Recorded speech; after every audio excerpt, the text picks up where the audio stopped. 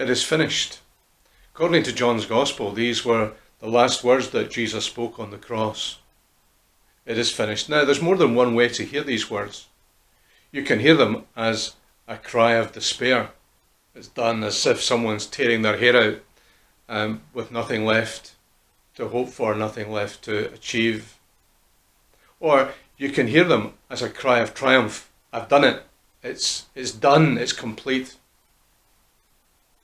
There's maybe other ways to hear them too, but these are the two main ways in which you might hear these words. And the Bible goes with the second option. And here is Jesus telling the world that he has done what he came to do. The mission's complete. I've done it. It's finished. Take the box. The salvation of the world is achieved. Work is done. The work is finished. Well, yes and no. There's a little matter of the resurrection to come a couple of days later when Jesus comes back from the dead. And then for the next 40 days he appears to his friends, various times, various places, in little groups or in big groups.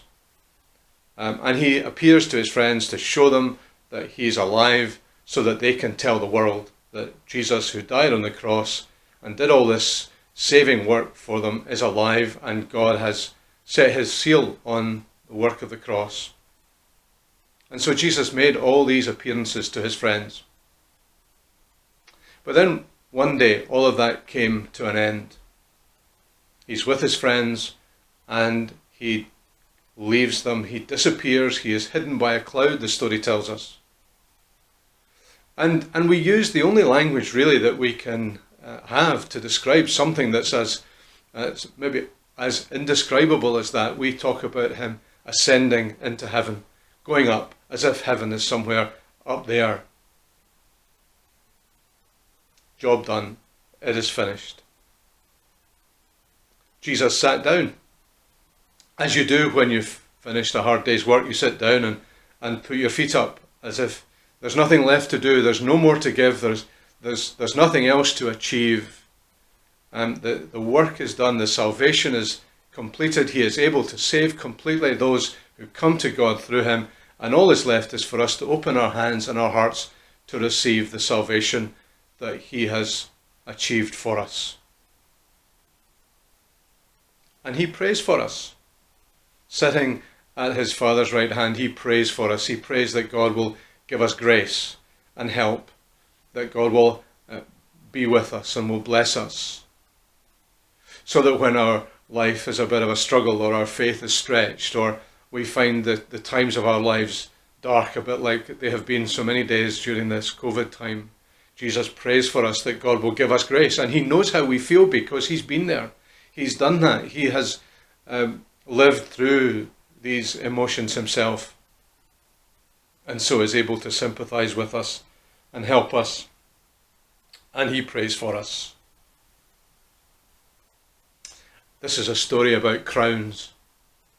On the way to the cross, the soldiers forced Jesus to wear a crown of thorns, as making fun of the pretense of him being King of the Jews.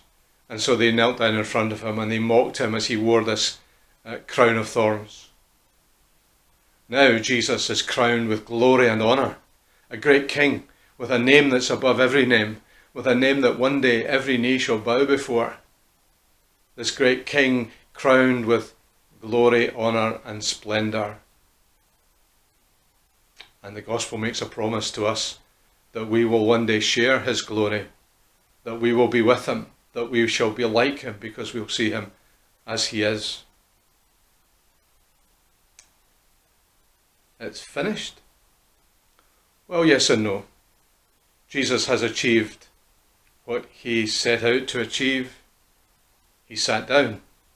Job done. But there's one more piece in the story to tell.